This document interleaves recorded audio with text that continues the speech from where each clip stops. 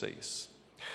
Queridos, nós estamos neste ano com esse tema, crescendo em unidade, e como o reverendo James já explicou, nós, pastores, pregadores, estamos com alguma porção da Bíblia para expor, e a minha é Efésios. Eu amo Efésios, mas o desafio é muito grande, porque é uma passagem, uma porção das Escrituras riquíssima. Nosso texto de hoje está no capítulo 1, a partir do verso de número 15. A oração de Paulo. E como tema para hoje, nós temos unidos na oração e na esperança. Se você puder me acompanhar na leitura, estarei lendo na Nova Almeida Atualizada, Efésios capítulo 1, verso 15. Por isso também eu, tendo ouvido a respeito da fé que vocês têm no Senhor Jesus e do amor para com todos os santos, não cesso de dar graças por vocês, mencionando-os nas minhas orações. Peço ao Deus de nosso Senhor Jesus Cristo, o Pai da glória, que conceda a vocês espírito de sabedoria e de revelação no pleno conhecimento dele.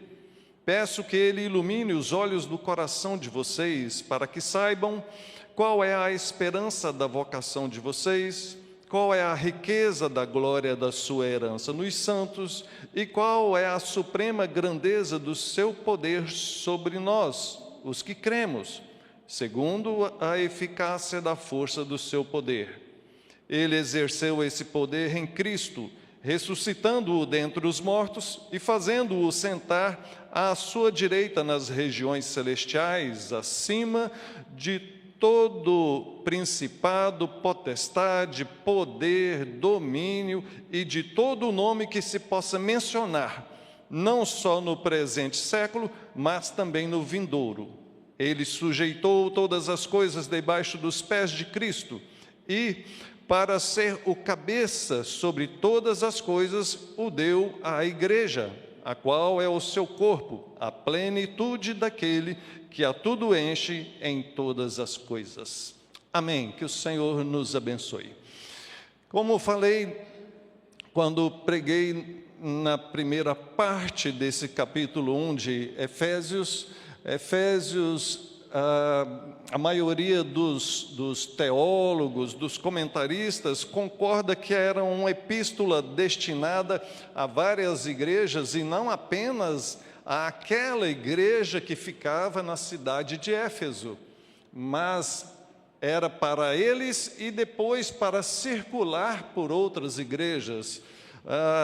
William Hendricks concorda com isso, João Calvino concorda com isso, William Barclay concorda com isso e tantos outros comentaristas de renome. E isso é muito legal em saber que a palavra de Deus circulava livremente por aqueles tempos, mesmo em meio a tanta perseguição como havia. E assim a palavra de Deus tem circulado, tem vindo adiante até os dias de hoje, entrado nos países de maior resistência, inclusive. Se você observar, nós poderíamos fazer uma junção aqui, um link aqui entre a parte anterior, essa porção anterior, essa perícope anterior que nós mencionamos, quando nós falamos a respeito de sermos escolhidos, redimidos em Cristo. Se você observar o verso 4, ele menciona que antes da fundação do mundo, Deus nos escolheu. Fomos escolhidos por Deus, predestinados. E no tempo certo, ou na plenitude dos tempos, Deus enviou Jesus como nosso Redentor, aquele que veio consolidar a salvação, a eleição daqueles que pertencem ao Senhor. E agora ele passa esse momento quando ele vai orar pelos crentes daquela cidade e daquela região para onde aquela carta deveria circular. E é pensando nisso que ele inicia no verso 15, dizendo: por isso também eu, tendo ouvido a respeito da fé que vocês têm no Senhor Jesus e do amor para com todos os santos, não cesso de dar graças por vocês, mencionando-os nas minhas orações.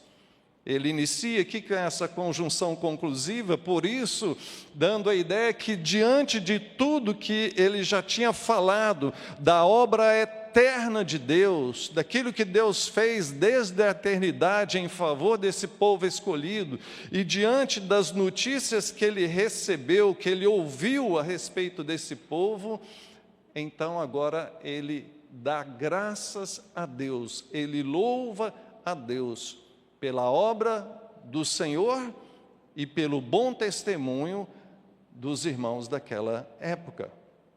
Veja, observa que ele diz aqui que ouviu a respeito da fé e do amor daqueles irmãos, da fé que eles tinham no Senhor Jesus e do amor que eles tinham uns para com os outros.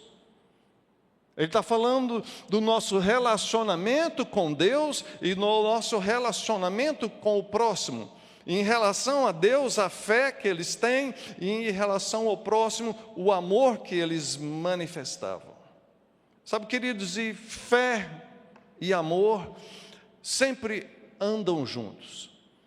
Se alguém disser que tem fé, mas não ama o próximo, a Bíblia diz que é um mentiroso.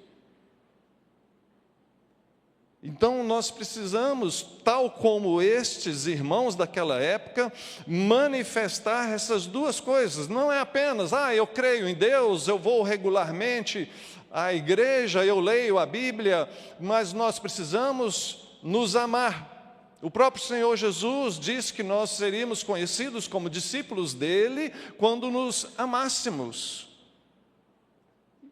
E isso se torna mais difícil conforme o tempo vai passando. Perceba que ele diz que ouviu a respeito do testemunho desses irmãos. Ele estava preso. Ele foi quem fundara essa igreja, estabeleceu esta igreja, e agora ele já estava em torno de 4 a 6 anos distante desta igreja, mas recebia notícias. Pessoas passavam por ali, seus cooperadores passavam por ali e davam notícias a respeito daqueles irmãos, e ele mandava instruções, cartas. Nós estamos lendo uma carta que ele escreveu para aqueles irmãos. Nós vivemos numa época que a comunicação é tão fácil, você pega um aparelhinho desse e você conversa com qualquer pessoa, vendo a imagem dela. E, não obstante ser tão fácil se comunicar hoje em dia, nós estamos comunicando muito pouco e muito mal. Qual foi a última vez que você conversou com alguém lá do início da sua caminhada cristã? Eu estou já há 1 ano de volta aqui a Goiânia e tentando conversar com um colega e não conseguimos por 1 ano sentar para tomar um café, conversar, relembrar dos nossos tempos de mocidade que foram muito bons. Como tem sido difícil, queridos, nós mantermos comunicação.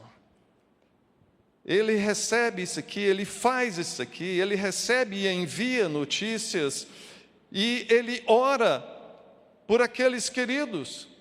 Diz o texto, verso 16, não cesso de dar graças por vocês, mencionando-os nas minhas orações. Então ele louva a Deus, ele agradece a Deus pelo testemunho daqueles irmãos, ele se alegra com as boas notícias. É muito gostoso quando nós ouvimos boas notícias, ouvimos de pessoas que estão firmes no caminho do Senhor, quando sabemos de amigos, colegas, parentes, familiares que estão firmes na caminhada, no testemunho junto a Deus. E talvez esteja faltando a você dar a boa notícia, dar um feedback, dar uma resposta para aqueles que te ajudaram lá no início da caminhada. Eu gostaria muito de encontrar o Fernandes. Alberto, você vai lá no Rio de Janeiro, né? Vou dar uma missão para você, encontrar alguém lá. É missão impossível, né? Não consigo encontrar ele nas redes sociais, em lugar nenhum, nem sei se está mais vivo, mas foi a pessoa que Deus usou para me evangelizar. Como eu gostaria de mandar notícia para aquele irmão, nem sei se ele sabe que hoje eu sou um pastor.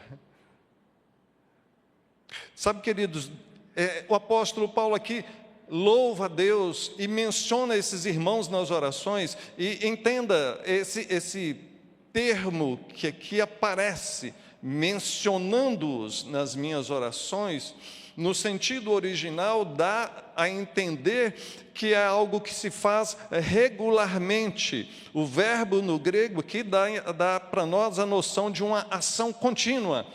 Ele não estava apenas uma vez por outra falando a respeito disso, ele estava constantemente orando, intercedendo por aqueles irmãos. É isso que significa mencionar nas minhas orações. E nós somos chamados também a sermos intercessores. Você intercede pelos seus familiares, você ora pelos seus amigos, pelos seus colegas de trabalho. Por quantas pessoas você tem orado, você tem intercedido? Nessa loucura, nessa vida tão agitada que vivemos hoje em dia, as nossas orações têm encurtado o tempo. Orações tão rápidas, tão generalizadas. Senhor, abençoe a todos os meus familiares. Eu gostaria de incentivar você a gastar um pouquinho mais de tempo em oração. Gastar um pouquinho mais de tempo orando especificamente, mencionando os nomes das pessoas, mencionando a situação a qual você gostaria que Deus abençoasse aquela pessoa. Senhor, abençoe o meu primo fulano de tal, porque ele está passando por tal problema de saúde, por tal problema no casamento, por essa situação financeira. Tem misericórdia, abençoa ele nisso. Seja específico nisso. Não é que Deus precisa disso não, querido. Porque Deus sabe todas as coisas e Deus poderia abençoar a todos sem que nós orássemos. Mas é o próprio Deus quem nos chama à oração. É o próprio Deus quem nos chama a interceder. E quando fazemos isso, nós estamos demonstrando para Deus que, primeiro, nós cremos nele, por isso nós oramos. Segundo, nós oramos porque nós dependemos dele. Ao orarmos, nós nos colocamos numa situação de humildade, porque nos dobramos diante da soberania de Deus e clamamos a Ele que faça algo que nós mesmos não conseguiríamos fazer. Senhor, eu não consigo mudar a vida daquela pessoa, mas o Senhor pode. O Senhor tem todo o poder. Tem misericórdia, faça isso. Precisamos ter empatia, precisamos nos envolver mais uns com os outros em oração, precisamos nos importar com aquilo que acontece com as pessoas que nós conhecemos. Deus te deu uma rede de pessoas, de familiares, de amigos, de colegas, de irmãos em Cristo, e ao você conhecer essas pessoas, você se torna ali responsável, de certa forma, em ajudá-las. Então, gostaria, nesse primeiro momento, de incentivar você a fazer isso um pouco mais. Segundo ponto, para nós também somos unidos, e eu estou trazendo o tema aqui dentro da unidade, que é o nosso tema anual. Então, primeiro, unidos na gratidão e na intercessão. Segundo, unidos em conhecimento e esperança. Versos 17 a 19, ele agora mostra o conteúdo da sua oração. Não é que isso aqui seja a oração dele, mas aqui ele está descrevendo o que ele tem pedido a Deus em favor daqueles irmãos. Observe que ele coloca aí: eu peço ao Deus de nosso Senhor Jesus Cristo, Pai da glória, que conceda a vocês, aí ele vai colocar algumas coisas: espírito de sabedoria e de revelação no pleno conhecimento dele. Peço que ele ilumine os olhos do coração de vocês, para que vocês saibam qual é a esperança da vocação de vocês, qual é a riqueza da glória da sua herança nos santos, qual é a suprema grandeza do seu poder sobre nós, os que cremos, segundo a eficácia da força do seu poder. É esse o conteúdo da oração. É uma oração simples? É um conteúdo pequeno? Não. É muito grande, é muito vasto, e eu poderia, se fosse um estudo bíblico, gastar aqui umas 2 horas explicando cada um desses termos para os irmãos. Esse é o desafio de Efésios para nós pregadores, é poder sintetizar aqui em 30, 40 minutos assuntos tão profundos que nós encontramos aqui. Alguns detalhes que eu não posso deixar de mencionar. Ele pede a Deus que conceda àqueles irmãos espírito de sabedoria e de revelação. Para nós, presbiterianos reformados, já dá um arrepio, né? Que negócio esse de revelação, pastor? Observe os detalhes das Escrituras, queridos. Espírito de sabedoria e de revelação, no quê? No pleno conhecimento dele. Dele quem? De Deus. Ao Deus de nosso Senhor Jesus Cristo. Ele que é o Pai da glória, o Senhor glorioso, eterno, Criador dos céus e terra. Então, ele está pedindo que haja esse espírito de sabedoria e de revelação, para que nós tenhamos o pleno conhecimento de Deus. E aqui, William Hendricks, que é um dos comentaristas que eu mais aprecio, ele menciona que, embora a maioria das traduções bíblicas que nós temos traga aqui esse espírito com letra minúscula, dando a intenção do estado mental ou de nós, nós temos que entender isso como sendo um chamado ao Espírito de Deus que nos concede a capacidade de entender as coisas de Deus. A teologia vai chamar isso da iluminação do Espírito Santo.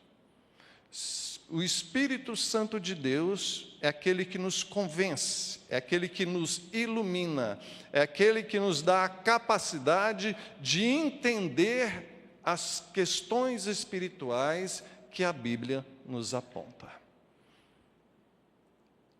Esses irmãos daquela época, os efésios e os demais irmãos convertidos daquela época, já tinham o Espírito Santo em suas vidas, porque foram regenerados, foram convertidos, foram trazidos das trevas para a luz e já foram adotados e agora possuem o Espírito Santo, e aquele que possui o Espírito Santo é selado. Nós falamos isso na vez passada aqui, que está entre os versos 3 até o 14, o selo do Espírito Santo, o penhor do Espírito Santo, a herança dele. Então não se está falando aqui de algo que vai ser dado. João Calvino deixa isso bem claro, não se trata de uma introdução do Espírito Santo na pessoa, mas de uma contínua capacitação e crescimento espiritual. Em outras palavras, o Senhor nos salvou, nos concedeu o seu Espírito Santo, que é esse selo da promessa, e que testifica conosco que nós somos filhos de Deus. Ele nos ilumina, nos dá entendimento, Ele se entristece, geme quando começamos a ir por caminho errado, Ele nos direciona e nos impulsiona a fazer aquilo que agrada a Deus. E nós continuamos nessa caminhada.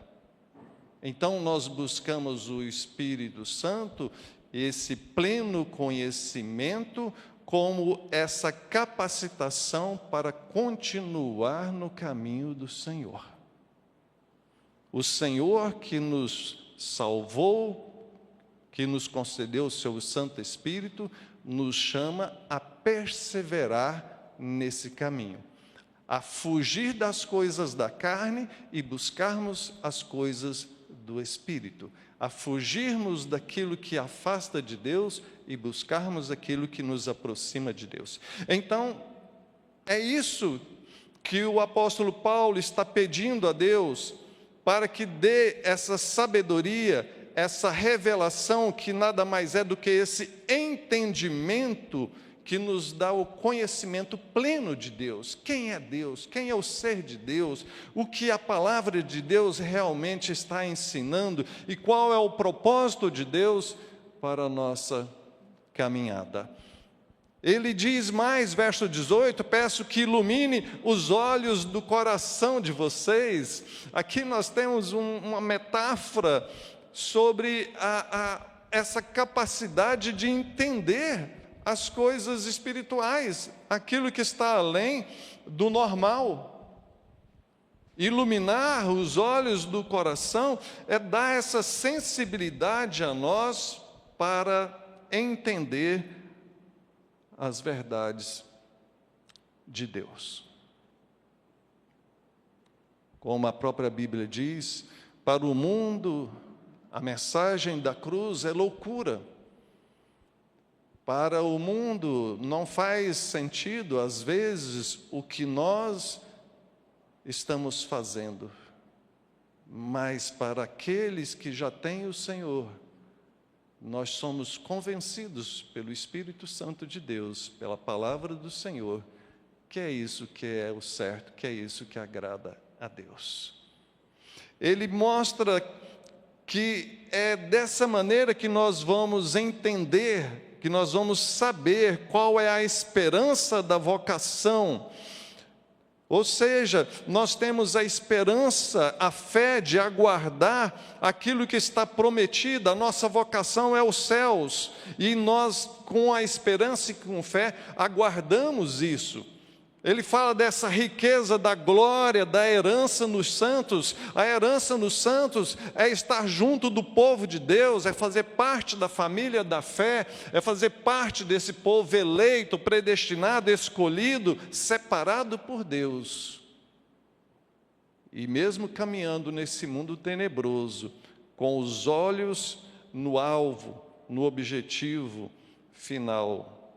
Ele fala dessa suprema grandeza do poder de Deus sobre nós, os que cremos.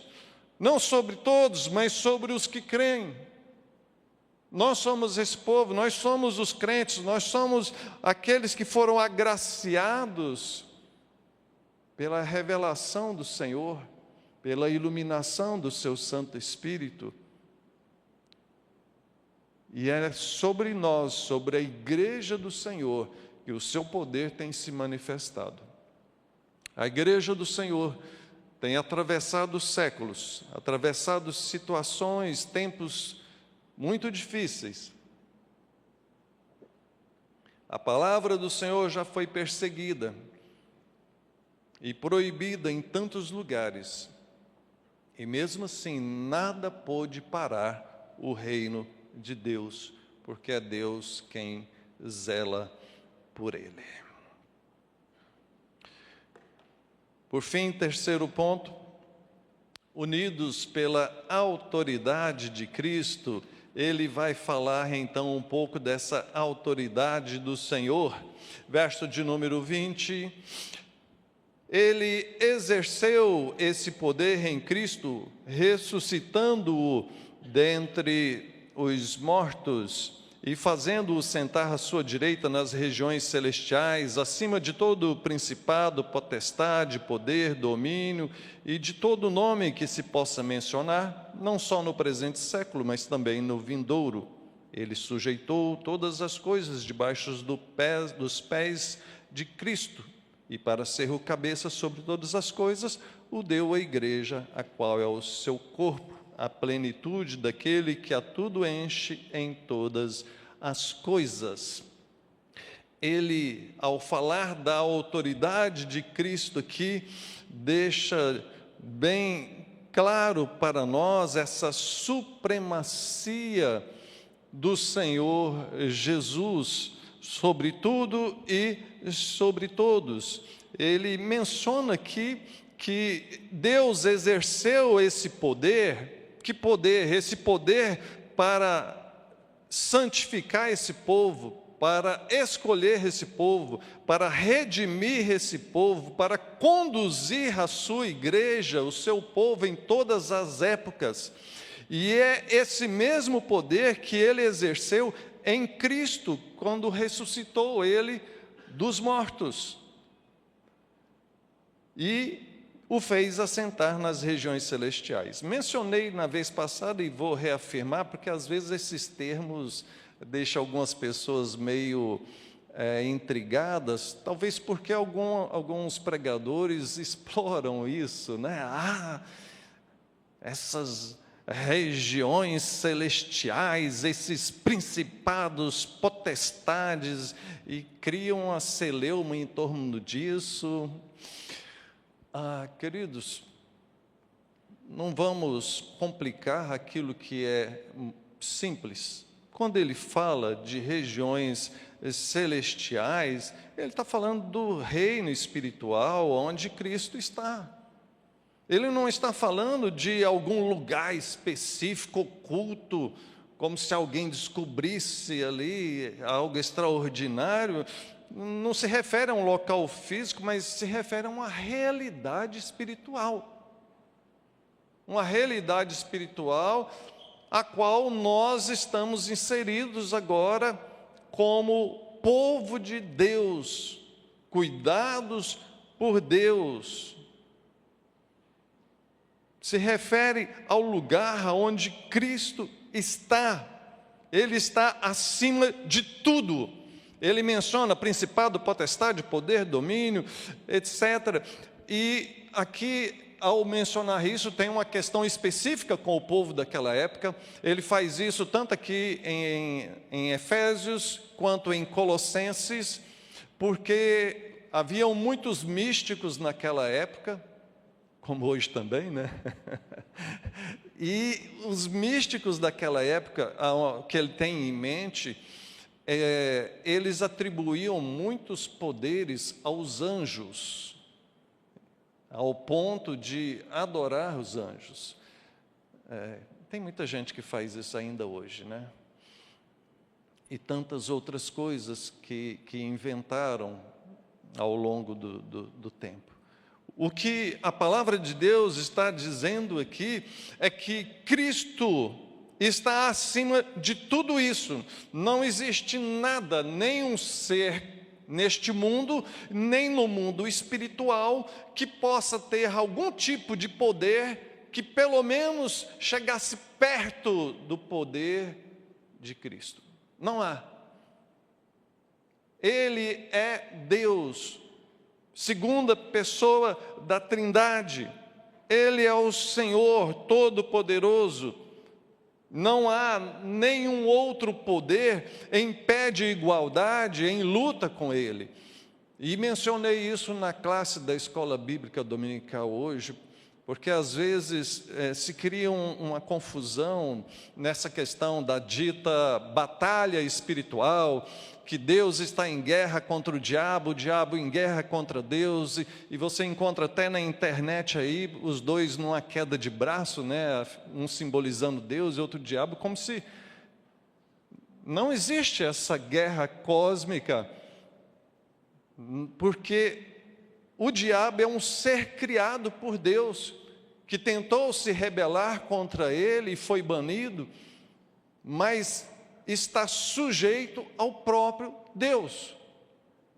Foi Deus quem o criou, foi Deus quem criou o inferno, tudo está debaixo do controle de Deus, e não há nada que o diabo, os demônios, as forças do inferno possam fazer sem que Deus permita. Deus coloca limites e Deus usa tudo isso, inclusive as forças do mal, para o seu propósito. Se você tem dúvidas sobre isso, se essa matéria aí da Teodiceia te deixa meio confuso, a gente pode conversar depois, tirar algumas dúvidas. Mas lembre-se, tudo está debaixo do poder de Deus. É isso que ele está dizendo aqui. Ele está mostrando a autoridade suprema de Cristo. Verso 22, sujeitou todas as coisas debaixo dos pés de Cristo, para que ele seja o cabeça de todas as coisas. E ele o deu à igreja, a qual é o seu corpo. Perceba, que coisa fantástica. Deus, o Pai, concedeu a Jesus, o Filho, todo o poder, e Ele deu Jesus para a igreja, como sendo o noivo, como sendo o redentor, como sendo o dono. Nós somos servos de Cristo, nós pertencemos a Cristo. A obra toda que foi feita na pessoa de Jesus foi feita em favor da igreja, não em favor dele, porque ele já estava nos céus com todo o seu poder e glória. Ele abriu mão de tudo isso, se fez homem, veio até este mundo, passou o que passou, para o bem da sua igreja, para o bem seu e meu. Então, tudo que Deus fez na pessoa de Jesus foi em nosso favor. Poxa, queridos, que coisa gloriosa saber que esse amor de Deus é tão grande, essa preocupação de Deus em nosso favor é tão grande. Falando a respeito dessa autoridade de Jesus, eu gostaria de citar a frase de Abraham Kuyper, um teólogo holandês, quando ele diz que não há um único centímetro quadrado em todo o domínio de nossa existência sobre o qual Cristo, que é soberano sobre tudo, não clame, é meu. Grande verdade. Tudo, absolutamente tudo, pertence a Jesus. Partindo para a nossa conclusão, primeiro, estamos unidos em gratidão e intercessão. Quando eu digo estamos, me refiro a nós como igreja do Senhor. Paulo agradece a Deus pela fé dos efésios, agradece pelo amor que eles manifestaram, e veja que essa gratidão também se observa hoje na igreja, ou pelo menos deveria observar mais. Deveríamos ser mais gratos pelo que Deus tem feito em nossa vida e através de nós como igreja. Que possamos manifestar mais fé, mais amor, como os irmãos daquela época. Segundo, somos unidos em conhecimento e esperança. Paulo intercede para que eles entendam as riquezas da gloriosa herança que têm em Cristo. Meu irmão, minha irmã, independente da situação que você passe, por pior que seja, não deixe que isso diminua a sua fé, a sua esperança no Senhor. Lutas passamos nessa vida, dificuldades enfrentamos nessa jornada, nesse caminho, mas em tudo o Senhor está conosco. Foi Ele quem prometeu que estaria conosco todos os dias até o final dos séculos. Confiamos nisso, cremos nisso, seguimos por fé, seguimos com esperança no Senhor. Quanto mais você conhecer de Deus, mais a sua fé, a sua esperança será fortalecida. Terceiro e último, somos unidos pela autoridade de Cristo. Falando a respeito do poder de Deus em Cristo a favor da igreja. Como acabei de mencionar há pouco, tudo que Deus fez em favor da sua igreja, e isso inclui eu e você. Para terminar, gostaria de deixar uma tarefinha para casa.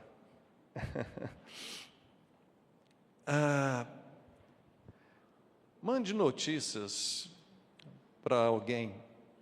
Gostaria de você fizesse esse exercício, que você pensasse, que você lembrasse de pessoas que a ajudaram na sua caminhada cristã, pessoas que talvez você não tenha conversado mais, já tem algum tempo. Volte a falar com essas pessoas, mande notícias, peça notícias, pergunte, ore, interceda por elas, se importe com elas, oriente alguém. Todo o conhecimento que você já tem e que às vezes você pensa que é pouco, mas pode ser suficiente para abençoar alguém, para ajudar alguém que está num momento de dificuldade, num momento de dúvida. Às vezes, um abraço, um momentinho de conversa pode fazer toda a diferença na vida de uma pessoa. Compartilhe da palavra de Deus com ela. Não deixe a semana inteira passar e você voltar aqui no próximo domingo só para ouvir o próximo sermão. Nós somos chamados a manifestar a nossa fé e cumprir a nossa missão individualmente, todos os dias, em todos os lugares que estivermos. Vamos orar? Pai querido, bendito seja o Senhor.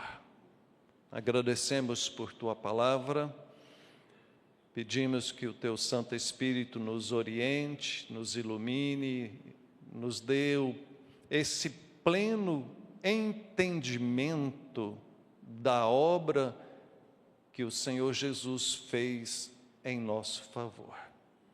Ela é tão grandiosa, Pai, tão grandiosa que vai além da nossa compreensão.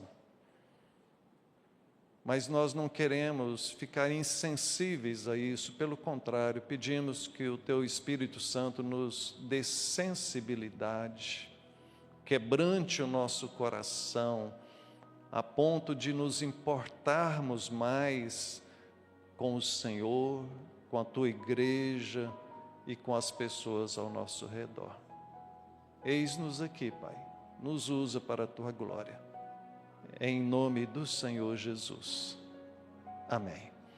Vamos ficar de pé, receber a bênção do Senhor e depois teremos uma canção, um momento para refletirmos também individualmente. E agora, meus irmãos, que a graça do nosso Senhor e Salvador Jesus Cristo, o amor de Deus, o nosso eterno Pai, a comunhão, a consolação do Espírito Santo de Deus, seja sobre todos nós e sobre todo o povo de Deus, hoje e sempre. Amém. Louvemos ao Senhor.